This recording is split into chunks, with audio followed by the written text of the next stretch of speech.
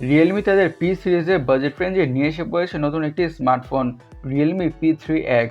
ফোনটি বাজারে আসার পর থেকে খুবই হাইপ বা ফোনটিকে নিয়ে অনেকটাই আলোচনা হচ্ছে, কেন সেটাই আমরা আজকে ভিডিওতে জানবো। So let's talk about this.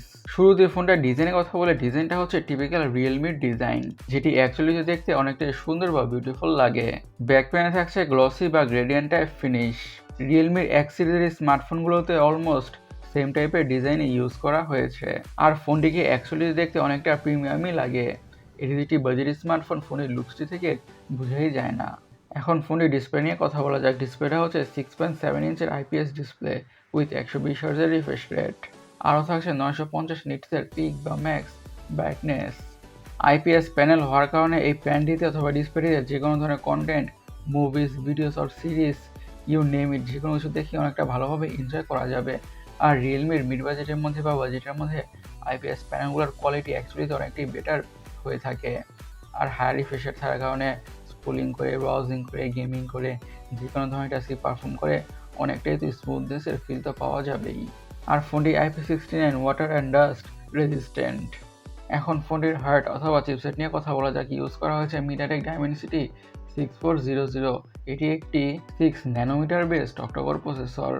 MediaTek Dimensity 6400 এটি tried and tested good performing processor. High লেভেলের গেমসগুলোকে মিডিয়াম সেটিংসে অনেকটা ভালোভাবে খেলা যায় অথবা রান করা যায়।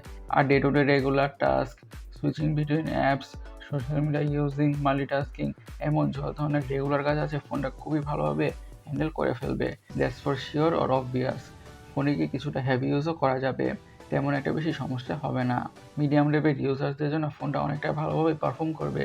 বিশেষ করে ফোনটার প্রসেসর অথবা চিপসেটটা অনেকটা ভালোভাবে পারফর্ম করবে, দ্যাটস ফর শিওর। এখন ফোনটির র্যাম এবং স্টোরেজ ভেরিয়েন্টসের কথা বলে থাকছে দুইটা ভেরিয়েন্টে, 6GB RAM 128GB storage, 8GB RAM 128GB storage. আর SD কার্ডের মাধ্যমে স্টোরেজকে বাড়ানোর সুবিধা থাকছে।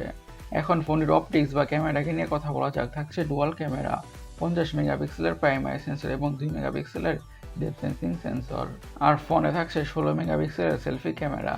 একটি মিড বাজেট স্মার্টফোন থেকে যেমন ধরনের পিকচার্স আর ভিডিও কোয়ালিটি এক্সপেক্টেড, ফোনে থেকে এক্স্যাক্টলি তেমন ধরনের পিকচার্স আর ভিডিও কোয়ালিটি পাওয়া যাবে।